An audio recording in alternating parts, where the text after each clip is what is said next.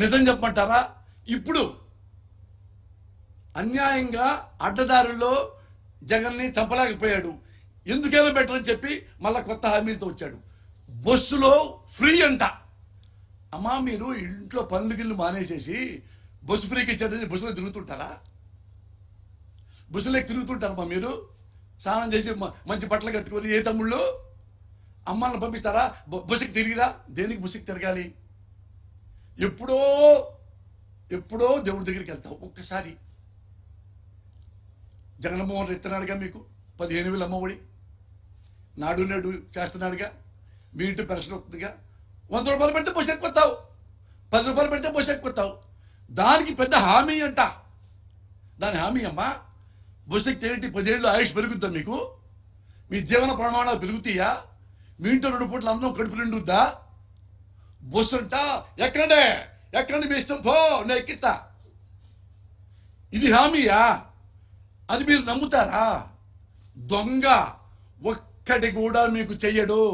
పొరపాటున ఓటేసి సీఎం అయ్యాడు అనుకో, ఇప్పుడు ఇచ్చారు, ఎప్పుడు దాకా జగన్ బాబు మీకు ఇచ్చాడే ఇళ్ళు స్థలాలు, అవన్నీ తీసుకుంటాడు వెనక్కి. మీకు డౌటే లేదు, మీ మొత్తానికి తీసుకుంటారు. మీకు పెన్షన్ ఎలా, ఎందుకు ఇవ్వాలి అని మొత్తం లాగేసుకుంటాడు. నాడు నేడు మీ పిల్లలు, మా పిల్లలతో పాటు మీ పిల్లలు కూడా ఇంగ్లీష్ చదువుతారా? నా దేవాంశ ఇంగ్లీష్ చదువుతాడు, నా మనవడు. మీ పిల్లలతో ఇంగ్లీష్ చదవాలి, తేడా ఉండద్దు అన్నాడు కదా. ఎస్సీల్లో పుట్టాలు ఎవరు కోరుకుంటారు అంటే, ఎస్సీలు అంటే ఎవరు? మాదిగ సోదరులు, మాలాళ్ళు, మాదిగాళ్ళు. ఈ కులంలో పుట్టాలని ఎవరు కోరుకుంటారా? మా కమ్మ లాంటి పెద్ద కులంలో పుట్టాలని కోరుకుంటారు. కానీ అని వాగిన దుర్మార్గుడు మీకు న్యాయం చేస్తాడా? మీకు బుసెక్కిస్తాడా? ఇంకా విమానం ఎక్కి వారం అమెరికా చూపిస్తారు. అలా ఏదైనా చేస్తాడు, హైదరాబాద్ సముద్రం లాగా. దుర్మార్గుడు, అస్సలు నమ్మొద్దు. ఎందుకు చెప్పంటారా?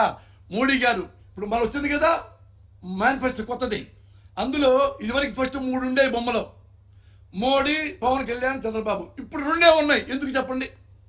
ఇప్పుడు 2 ఎవరికి ఉన్నాయి? పవన్ కళ్యాణ్ గతి లేదు, అక్కడే ఉంటాడు, అందుకే ఆయన ఫోటో. చంద్రబాబు నాయుడు అతనిదే, వాళ్ళు జరదే పెట్టుకున్నారు అప్పుడు అన్నదమ్ముల్లాగా పక్క. మరి మూడోది మోడీ ఏమైంది చెప్పండి? మోడీ ఏముందో చెప్తే మీకు ఒక్కోళ్ళకి 100 రూపాయలు ఇస్తా గిఫ్ట్. నేనే చెప్తాను మీకు. మీరు అమాయకులు, మీకు అన్నీ తెలియవు కదా, పేపర్ చదవలేరు కదా. అందుకని నేను చెబుతున్నానమ్మా, ప్రమాణ సాక్షిగా నేను మీకు ఎప్పుడూ నిజాలే చెప్తా. నాకే ఆశలు ఆశయాలు లేవు. నేను అన్నీ ఉన్నవాడిని, దేవుడు నా పెళ్ళాం బిడ్డలతో సంతోషంగా ఉన్నా.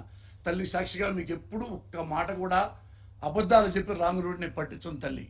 ఎప్పుడైనా ఒక అబద్ధం ఆడో పోసానంటే వచ్చి చెప్పుతో కొట్టండి నన్ను. అది చెప్తున్నా. మోడీ గారు ఏమన్నారో తెలుసా? వచ్చే మేనిఫెస్టోలో నా బొమ్మ తీసేయమనో. ఆ దుర్మార్గుడు అన్ని రకాలు చెప్తాడు, చంద్రమండలంలో కూడా పంపిస్తానంటాడు. అలవి కాని హామీలు మొత్తం పెడతాడు. మీరు ఉన్నారు కదా ఇక్కడ, మీకు ఓ పని చేస్తానమ్మా, ఒక్కొక్క ఊరికి ఒక్కొక్క విమానం కొని పెడతా అని తిరుగుతూ ఉండండి అని కూడా చెప్తాడు. అందుకని ఈ దుర్మార్గుడి గురించి నాకు వద్దు. అందుకని ఏమయ్యా నారా చంద్రబాబు నాయుడు, నీ మేనిఫెస్టోలో నా ఫోటో తీసేయి, నా పరువు పోయిద్ది. నువ్వెట్టు హామీలు ఇవ్వలేవు, పోయినసారి కూడా ఇవ్వలేదు, అన్పాపులు అయిపోయా. నా జీవితాన్ని నాశనం చేయకు, మా బీజేపీని నాశనం చేయకు. నువ్వు చావు, ఏం చేస్తావు? నీ బొమ్మ వేసుకో, నా బొమ్మ మాత్రం వేయద్దు. వార్నింగ్ ఇస్తే గతి లేక మోడీ గారు ఎంత తెలివితేటలుగా రియలైజ్ అయ్యారో మీరు అలాగే రియలైజ్ అవ్వండి. మోడీ గారు ఎంత తొందరగా బుద్ధి తెచ్చుకున్నాడో మీరు కూడా అంత జ్ఞానం కలిగి ఉండండి. చాలా జాగ్రత్తగా ఉండండి. ఇది ఎబో వాడు వచ్చాడు ఒకడు, వాడెవడో కోమటి జయరామ్ అంట, ఎన్ఆర్ఐ అంట, కమ్మ నాయకుడు అంట. వాడు టీవీలో ఏమన్నాడు తెలుసా అమ్మా? ఈ పేదవాళ్ళు ఎదవలు వాడికే ఓటేస్తారు.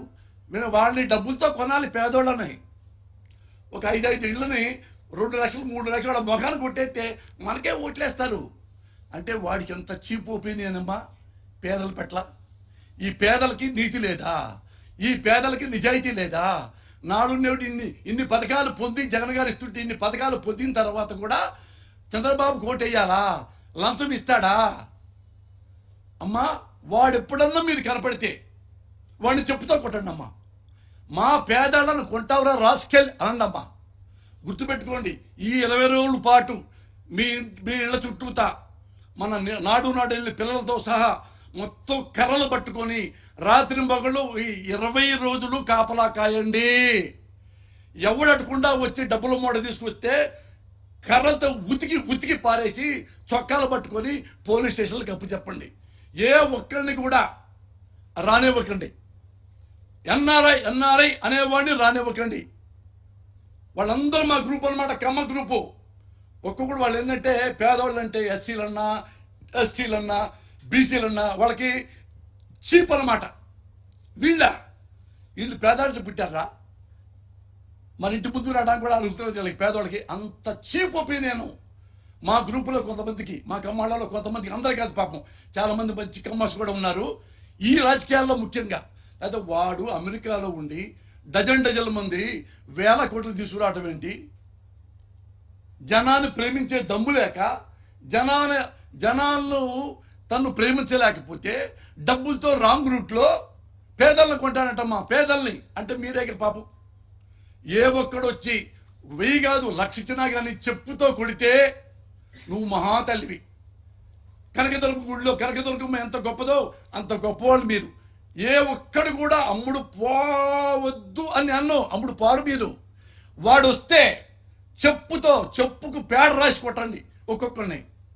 అదొక్కటే 20 రోజులు కనుక మిమ్మల్ని మీరు కాపాడుకుంటే, వాడిని ఇళ్ల మధ్య రాకుండా ఉంటే మళ్ళీ జగన్మోహన్ రెడ్డి గారు ముఖ్యమంత్రి అవుతాడు.